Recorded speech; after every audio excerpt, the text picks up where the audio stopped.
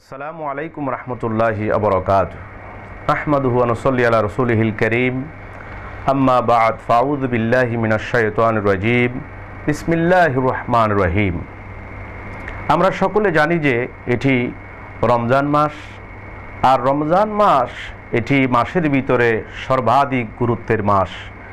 কোরআনে কারীমের বিসমিল্লাহর বা থেকে সূরা নাসের সিন পর্যন্ত যদি আমরা রিসার্চ করি, গবেষণা করি, আমরা যদি দেখি তারও দেখতে পাবো ইংরেজি মাস জানুয়ারি থেকে একেবারে ডিসেম্বর পর্যন্ত, বাংলা মাস বৈশাখ জ্যৈষ্ঠ আষাঢ় শ্রাবণ মাস, এবং আরবি মাস মুহররম সফর থেকে শুরু করে কোনো মাসের কথা কোরআনে কারীমে স্পষ্ট করে আল্লাহ পাক উল্লেখ করেন নাই।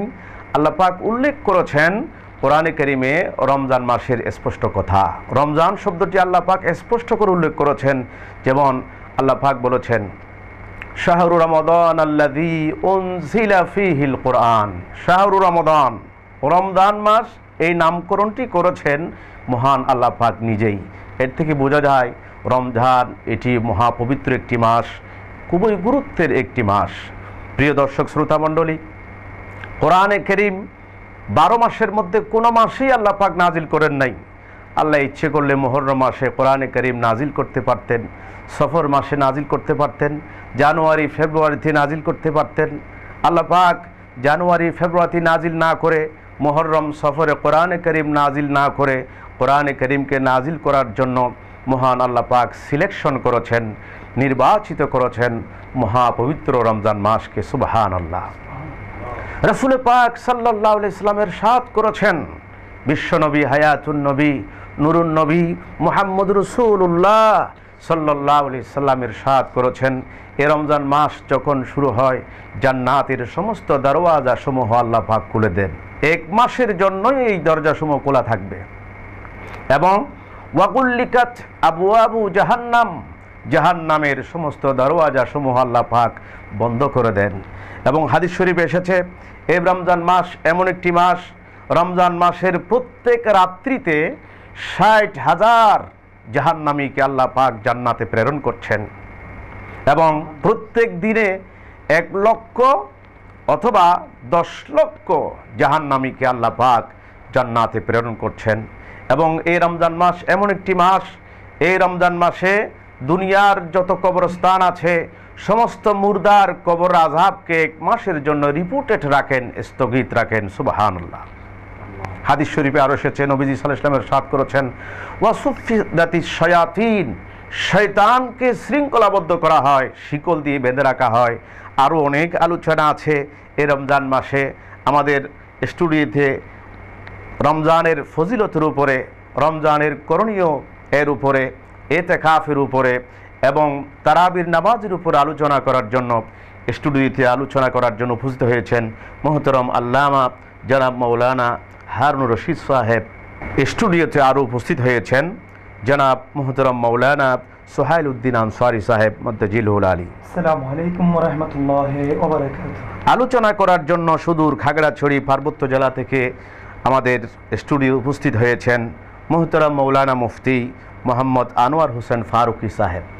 আসসালামু আলাইকুম ওয়া রাহমাতুল্লাহি ওয়া বারাকাতুহু। আমরা জানি কোরআনে কারীম এটা হুজুর করিম সাল্লাল্লাহু আলাইহি ওয়াসাল্লামের জীবন্ত এবং শ্রেষ্ঠ মুজিজা, আজমুল মুজিজাত বলা হয়েছে সিরাতুল মুস্তাফা নামক কিতাবে।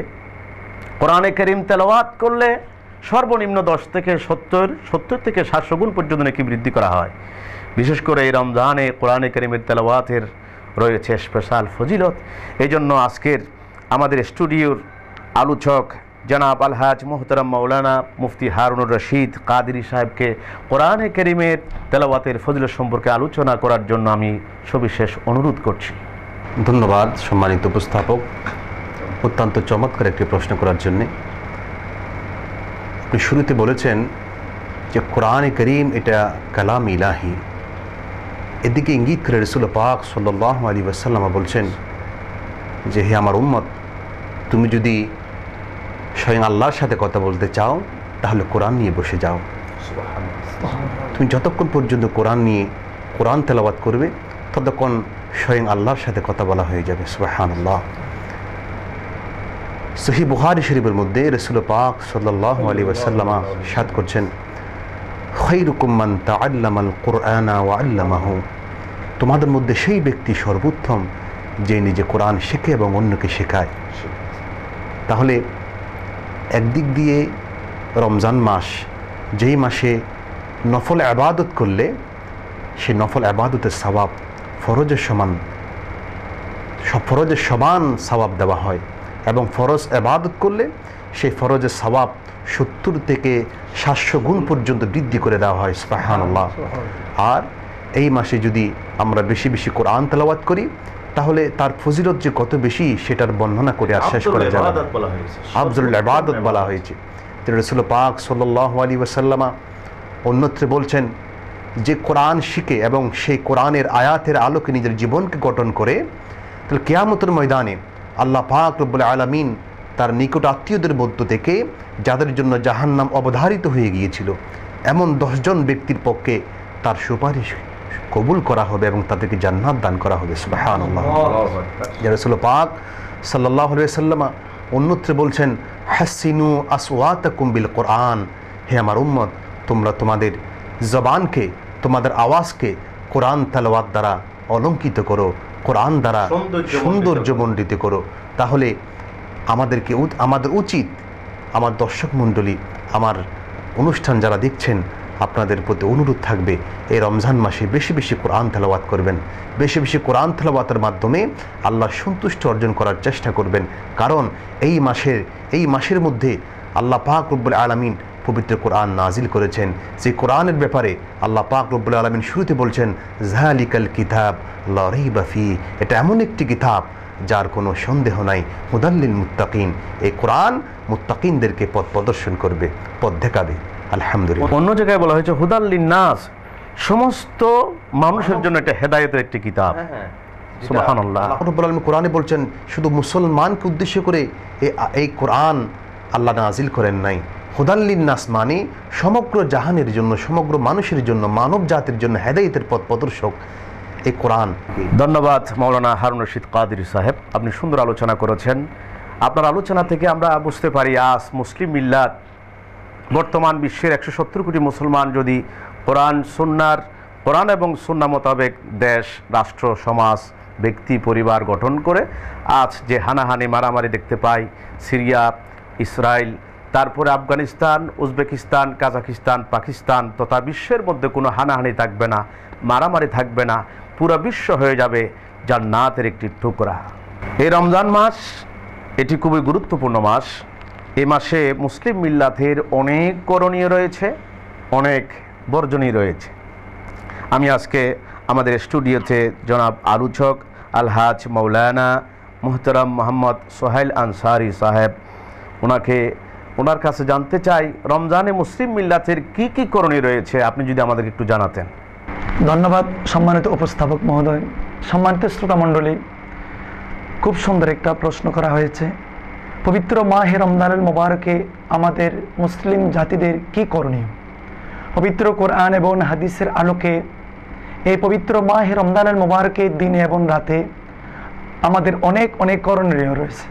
বিশেষ করে সহিহ বুখারী শরীফে রয়েছে, প্রিয় নবী সাল্লাল্লাহু তাআলা আলাইহি ওয়াসাল্লাম নবুয়তের জবানে ঘোষণা দিয়েছেন, قال النبي صلى الله تعالى عليه وسلم من قام رمضان إيمانا واحتسابا غفر له ما تقدم من ذنبه।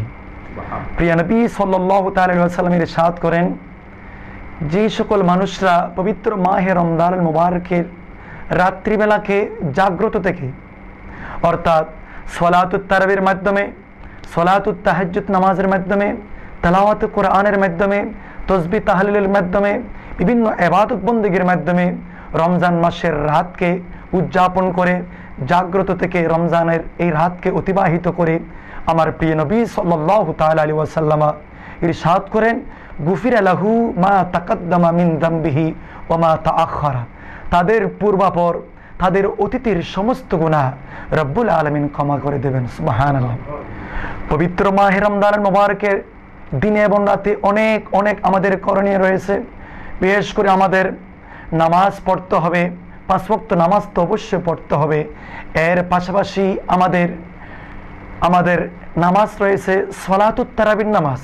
এই সলাতুত তারাবির নামাজ মুসলিম জাতির উপর আমার প্রিয় রাসূল সাল্লাল্লাহু তাআলা আলাইহি ওয়াসাল্লাম সুন্নতে মুআক্কাদা করে দিয়েছেন, আলহামদুলিল্লাহ। সাথে সাথে আমাদের পবিত্র মাহে রমজানুল মুবারকে আরও করণীয় রয়েছে আমাদেরকে পবিত্র কোরআনুল কারীম তেলাওয়াত করা। যেহেতু কোরআনুল কারীম এই পবিত্র মাসে নাজিল হয়েছে, পবিত্র কোরআনুল কারীমে আল্লাহ পাক রব্বুল আলামিন ইরশাদ করেন, ইন্না আনজালনাহু ফি লাইলাতুল কদর। পবিত্র কোরআনুল কারীম কদর রাত্রিতে রব্বুল আলামিন নাজিল করেছেন। এজন্য প্রিয় রাসূল সাল্লাল্লাহু তাআলা আলাইহি ওয়াসাল্লামের কদমে রমজান মাসে জিবরাইল আমিন প্রতিদিন এসে কোরআনুল কারীম তেলাওয়াত করতেন। আমার প্রিয় রাসূল সাল্লাল্লাহু আলাইহি ওয়াসাল্লাম ওই তেলাওয়াত প্রাণ ভরে শুনতেন। মহতরমকে আমি অনেক অসংখ্য ধন্যবাদ জানাচ্ছি। আপনি রমজানে কোরআনে কারীমের তেলাওয়াতের উপরে, ফজিলতের উপরে গুরুত্ব আরোপ করেছেন এবং আলোচনা করেছেন, খুব সুন্দর আলোচনা করেছেন। আপনাকে অসংখ্য ধন্যবাদ। আমি এখন জানতে চাইব, সুদূর পার্বত্য জেলা থেকে আগত খাগড়াছড়ি দক্ষিণ ছেঙ্গুছড়া নেসারিয়া ইসলামিয়া মাদ্রাসার সম্মানিত সহ অধ্যক্ষ, আপনার কাছে আমি জানতে চাই যে আমাদের দেশে অনেকে তারাবির নামাজ 8 রাকাত পড়তে চায়, অথচ আমরা পেয়েছি সহিহ হাদিসে মোবারকা, অসংখ্য সহিহ হাদিসে পেয়েছি যে তারাবির নামাজ 20 রাকাত। নবী সাল্লাল্লাহু আলাইহি ওয়াসাল্লাম পড়েছেন, সাহাবায়ে কেরাম পড়েছেন, তাবিঈন কেরাম পড়েছেন। এই সংক্রান্ত বিষয়ে যদি আপনি পরিষ্কার ভাষায় তারাবির নামাজ মুসলিম মিল্লাত 8 রাকাত পড়বেন না 20 রাকাত পড়বেন যদি একটু জানাতেন। এই সময়ে একটি গুরুত্বপূর্ণ প্রশ্ন আপনি করেছেন। পবিত্র মাহে রমজানুল মুবারকে নামাজে তারাবিহ কি 8 রাকাত পড়ব না 20 রাকাত পড়ব? এটি প্রতিষ্ঠিত উম্মতের ইজমা হয়েছে যে নামাজে তারাবি 20 রাকাতই। হাবিব কিবরিয়া সাল্লাল্লাহু আলাইহি ওয়াসাল্লাম আপন প্রাণ প্রিয় সাহাবায়ে কেরামদেরকে নিয়ে 20 রাকাত নামাজে তারাবি আদায় করেছেন এবং সাহাবাদেরকে উদ্বুদ্ধ করেছেন 20 রাকাত তারাবি নামাজ আদায়ের জন্য। সর্বপ্রথম যখন আল্লাহর হাবিব তারাবি নামাজ আদায় করেন 20 রাকাতই পড়েছিলেন 3 দিন পর্যন্ত, বা জামাতে আল্লাহর হাবিবের ইমামতিতে 3 দিন পর্যন্ত 20 রাকাত করে নামাজে তারাবি আদায় করেছেন। চতুর্থ দিনে আল্লাহর হাবিব সরকার জামাতে শামিল হননি। সাহাবারা জিজ্ঞাসা করলেন, ইয়া রাসূলুল্লাহ, আপনি চতুর্থ দিন গ্যাপ দিলেন কেন, অনুপস্থিত কেন? আল্লাহর হাবিব সাহাবাদেরকে বললেন, এ আমার প্রাণপ্রিয় সাহাবা, আমি যদি লাগাতার এভাবে 20 রাকাত করে তারাবি নামাজ আদায় করি তোমাদের জন্য কঠিন হয়ে যাবে, তোমাদের উপর ওয়াজিব হয়ে যাবে, সেজন্য আমি একদিন গ্যাপ দিলাম। এবং সাহাবায়ে কেরাম কয় রাকাত নামাজ পড়েছিলেন যদি মুহতারাম বলতেন? তাবিঈনে আযামেরা, তবে হয় তাবিঈনেরা 20 রাকাত সালাতুত তারাবি নামাজ আদায় করেছেন। এরপরে এর উপর সাহাবায়ে কেরামদের ইজমা প্রতিষ্ঠিত হয়েছে। সমস্ত পৃথিবীর উলামায়ে আহলে সুন্নাত ইজমা প্রতিষ্ঠিত হয়েছে নামাজে তারাবি 20 রাকাত। মক্কায়ে মুকাররমায়, মদিনায়ে মুনাওয়ারায় এই পর্যন্ত 20 রাকাত। আইম্মায়ে মুতাকাদ্দিমিন, আইম্মায়ে মুতাখিরিন, সালফে সালেহিন, মুহাদ্দিসিনে কেরাম, মুফাসসিরিনে কেরাম, মুজতাহিদিনে কেরাম সবাই তারাবি নামাজ 20 রাকাত আদায় করেছেন। কিন্তু সদ্য বের হওয়া একটি দল, যাদেরকে আমরা বাতিল দল হিসেবে জানি, ভ্রান্ত দল হিসেবে জানি, তারা এসে এখন ইসলাম ধর্মের ভিতর বিভ্রান্তি ছড়াবার জন্য নামাজে তারাবি 8 রাকাত প্রচার করে ইসলাম সমাজে, একটা মুসলিম সমাজে, মুসলিম মিল্লাতে একটা বিভ্রান্তির জন্ম দিয়েছে। সেজন্য আমি সমগ্র পৃথিবীর মুসলিম উম্মাহকে সতর্ক করে দেব, আপনারা ওই বিভ্রান্তির জালে পা না দিয়ে আল্লাহর হাবিবের, সাহাবায়ে কেরামের, তাবিঈন, তাবিউত তাবিঈন, আইম্মায়ে মুতাকাদ্দিমিন, মুতাখিরিনের পথ অনুসরণ করে 20 রাকাত নামাজে তারাবি আদায় করবেন।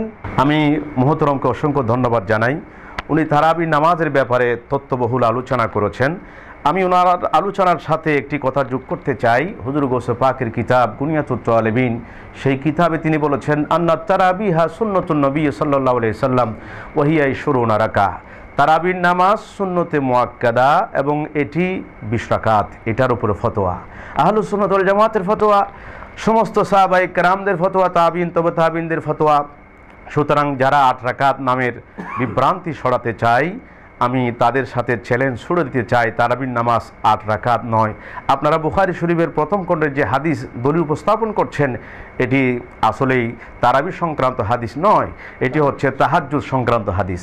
এজন্য সারা পৃথিবীর 170 কোটি মুসলমানদেরকে আমি জানাতে চাই, তারাবির নামাজ 20 রাকাতই পড়তে হবে। এটি হচ্ছে সুন্নতে মুআক্কাদা। এবং মহতরম হাজরিন ইকরাম এখানে আলোচনা করেছেন কোরআনে কারীমের ফজিলতের উপরে, রমজানের ফজিলতের উপরে। কোরআনে কারীম থেকে, রমজান থেকে যদি আমরা শিক্ষা গ্রহণ করি, আজ মুসলিম মিল্লাত অধঃপতিত হবে না, নির্যাতিত হবে না, নিষ্পেষিত নিগৃহীত হবে না, শান্তি পাবে, মুক্তি পাবে, বিশ্ব হয়ে যাবে জান্নাতের একটি টুকরা। আজকে আমরা আলোচনা এখানে শেষ করতে চাই। ওয়ামা আলাইনা ইল্লাল বালাগ। আসসালামু আলাইকুম ওয়া রাহমাতুল্লাহি ওয়া বারাকাতুহু।